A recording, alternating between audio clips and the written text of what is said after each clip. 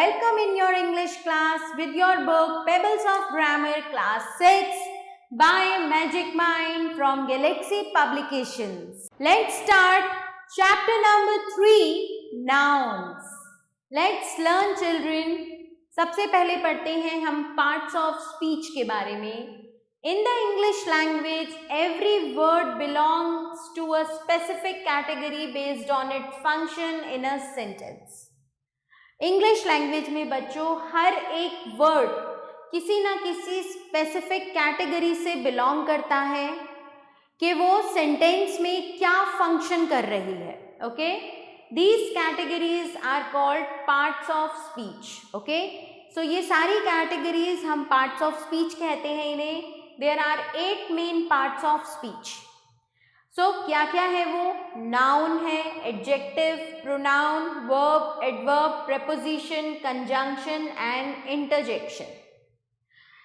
So remember, sometimes the same word can function as different parts of speech depending on how it is used in a sentence. कई बार एक same word भी हम different parts of speech की तरह use कर सकते हैं. बस ये डिपेंड करता है कि हमने उसे सेंटेंस में किस तरह यूज किया है. Okay, take a look at these examples. ये एग्जाम्पल देखिए to see how the word grace, यहाँ पर एक ग्रेस वर्ड कैसे चेंज होता है फॉर्म एंड रोल में. Okay, she moved with great grace. तो यहाँ ग्रेस नाउन है. Her graceful movements impressed everyone. यहाँ ये adjective है. The dancers graced the stage with their presence. ये यहाँ verb है. और he accepted the award gracefully. ये यहाँ पर adverb है. So in each sentence the word grace is modified, change हुआ है to serve a different grammatical function. एक अलग तरह के फंक्शन को देने के लिए. कभी वो नाउन है, कभी वो वर्ब है, कभी एडवर्ब है, कभी एडजेक्टिव है. This shows how word forms can change to express different part of speech. कि कैसे जो वर्ड फॉर्म्स हैं वो चेंज हो सकती हैं डिफरेंट स्पीचेस को एक्सप्रेस करने के लिए. Okay, each word in a sentence serves a specific purpose. Its role in the sentence determines its part of speech. Sentence में उस वर्ड का जो भी रोल है वो ये निश्चित करता है, ये डिसाइड करता है कि पार्ट ऑफ स्पीच वो क्या है. A sentence is made up of words that belong to various part of speech. सबसे पहले हम पढ़ेंगे बच्चों नाउन्स के बारे में. A noun is a word used to name a person, animal, place, thing, feeling और आइडिया. ओके, सो नाउन क्या है बच्चों? नाउन एक वर्ड है जो हम किसी को नाम देने के लिए यूज करते हैं, चाहे वो पर्सन का हो, प्लेस का हो, थिंग का हो या फिर एनिमल का हो, किसी फीलिंग का हो या कोई आइडिया का हो. Okay, the words in the box are all nouns, जैसे कि Kaveri, Nancy, father, girl, army, hatred, courage, bus, airport. Classification of nouns. Nouns are of 4 kinds. 4 तरह के होते हैं. Proper noun, common noun, abstract noun and collective noun. सबसे पहले पढ़ेंगे हम प्रॉपर नाउन के बारे में. A proper noun is the specific name of a particular person, animal, place और थिंग. ये एक स्पेसिफिक नेम होता है. जैसे कि मेरा नाम क्या है बच्चों? मेरा नाम है पूजा. आपका किसी का नाम रिया है, किसी का राहुल है. सो ये एक स्पेसिफिक नेम है. ओके, रिवर्स बहुत सारी है. गंगा एक स्पेसिफिक नेम है. जब हम किसी चीज को या किसी एनिमल को या किसी पर्सन को, प्लेस को एक स्पेसिफिक नेम दे देते हैं तो वो हो जाती है proper noun.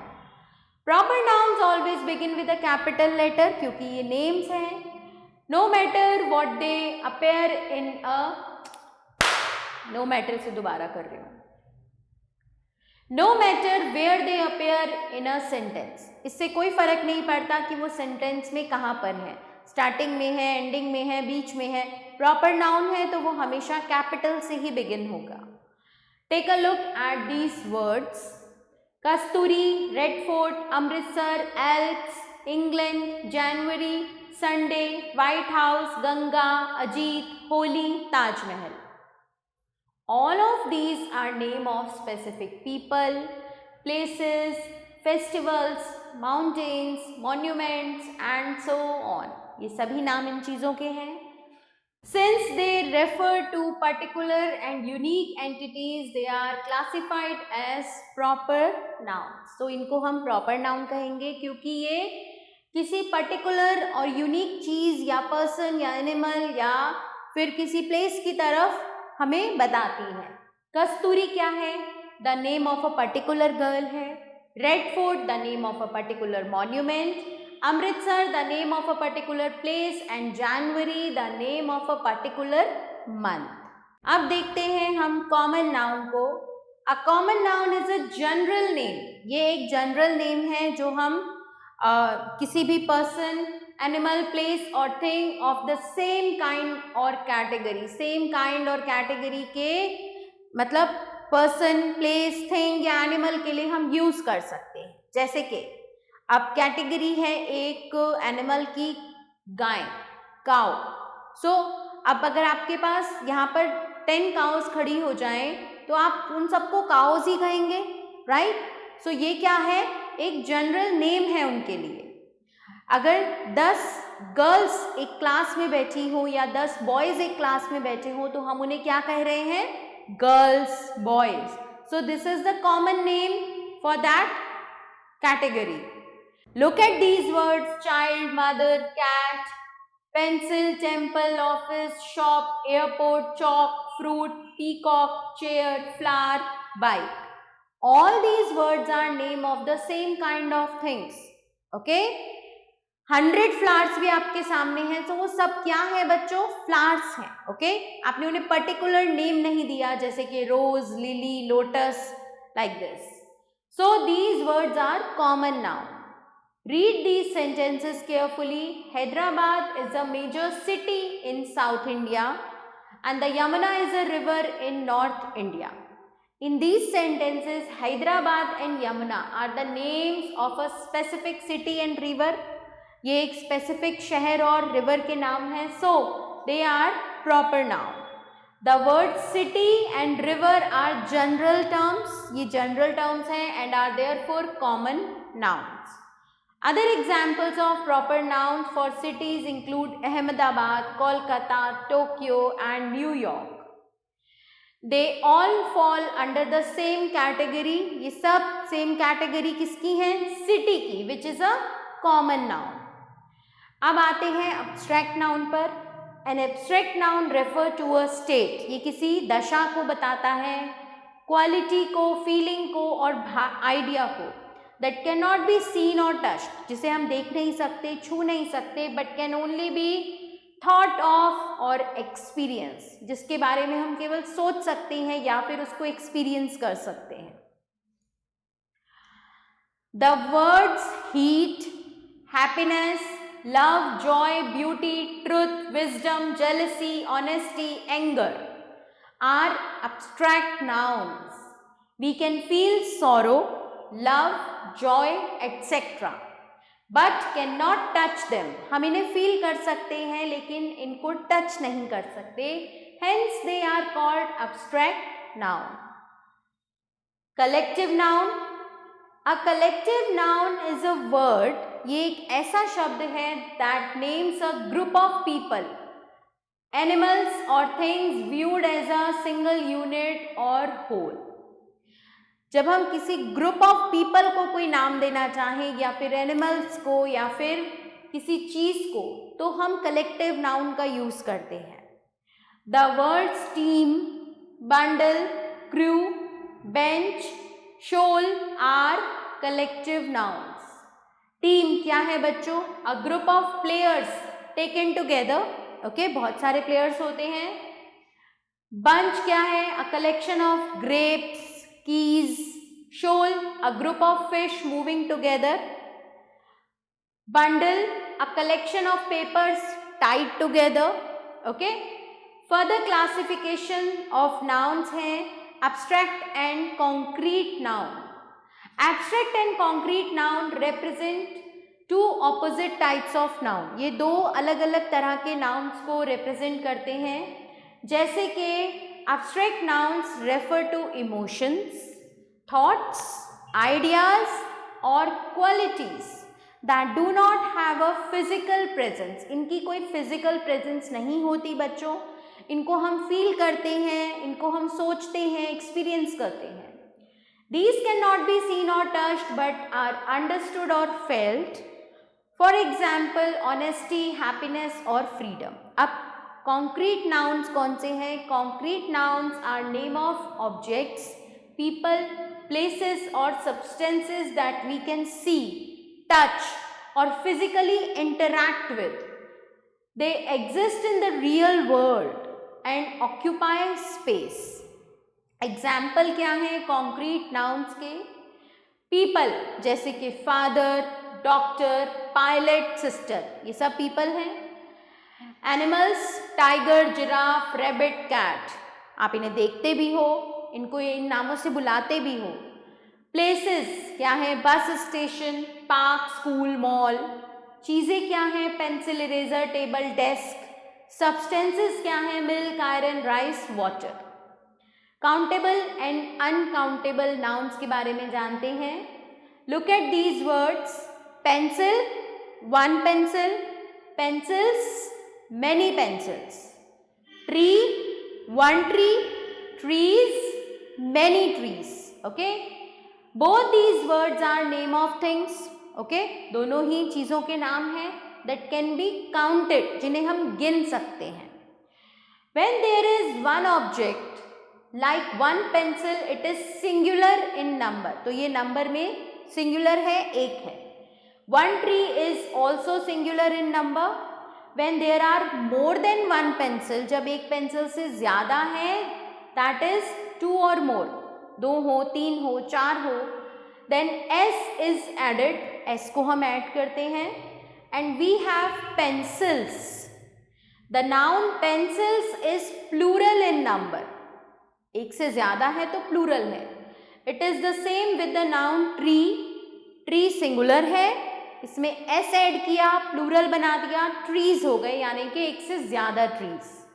These words are common nouns. ये common nouns हैं and can be counted, और इन्हें count किया जा सकता है. Therefore they are countable nouns. तो ये क्या है बच्चों? Countable nouns हैं. Most common nouns are countable nouns. However, there are some common nouns that cannot be counted. कुछ ऐसे भी common nouns होते हैं जिनको हम count नहीं कर सकते. Take a look at these words. Butter, sugar, rice, milk cannot be counted. इनको आप count नहीं कर सकते. These common nouns have only singular form. We cannot write butters, sugars, rices, milks. इस तरह से नहीं लिख सकते हम. So these words have no plural form. The common nouns that are only singular, जो केवल singular ही होती हैं in number, are called uncountable nouns, क्योंकि हम इन्हें count नहीं कर सकते. Collective nouns can also be countable. Examples, teams. अब आप इनको काउंट कर सकते हो कितने इसमें प्लेयर्स हैं. बंचेस किसी चीज़ का हो, बंडल्स, पैक्स, क्लासेस. अब नाउन बच्चों हमने पढ़ा proper, abstract, concrete. Common noun में काउंटेबल, अनकाउंटेबल और कलेक्टिव. यहाँ पर ये पिक्चर्स हैं, you can read it. Okay, so आप इन्हें अपने आप पढ़िए. ये collective, countable noun, uncountable noun, and now we will practice. Okay, write the kind of each of the following nouns. अब हमें इनकी kind लिखनी है. Love, love को हम देख नहीं सकते, feel कर सकते हैं. So this is abstract noun. Okay, Australia is a proper noun, क्योंकि ये एक पर्टिकुलर कंट्री का यहाँ पर नाम है. Honesty abstract. Chair is common noun. Town common noun. Okay, rest part children you will do yourself. Now fill in the blanks with suitable noun. आपको इन्हें suitable noun से fill करना है. Fill in the blanks with suitable nouns. तो मैंने आपके लिए यहाँ पर fill ups करे हुए हैं बच्चों. Badrinath is a shrine of Lord Vishnu. The wedding is in a farmhouse in Delhi. Last week, a big bear was spotted in the jungle. Panchatantra is a very interesting book. My father is a teacher, and in Himachal Pradesh, the weather in the month of January is unbearable. Okay, rest part you will do yourself. तो हमने क्या किया है यहाँ पर suitable nouns को fill किया है. Next part is form abstract noun from these words by adding the suffixes given. Suffixes आपको दिए हैं, आपने इनमें उनको ऐड करना है और abstract noun बनाना है. जैसे कि meant, तो आप बनाएंगे entertainment, imprisonment and judgment.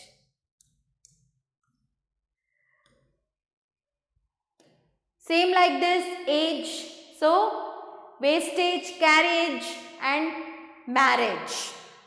Hood, childhood, manhood, boyhood. Match the collective nouns in column A with the nouns in column B. So, a host, crooks, a colony, ants, a herd, deer, a bunch, sparrows and a choir of singers. Okay. Now find the word that does not fit into the group. So first is Jupiter, Mercury, Earth, Moon, Mars. So this is not fitting in the group क्योंकि ये बाकी सभी जो हैं ये planets हैं. Heat, love, honesty, greed, leaves. These all are abstract noun. Leaves क्या है बच्चों? Common noun.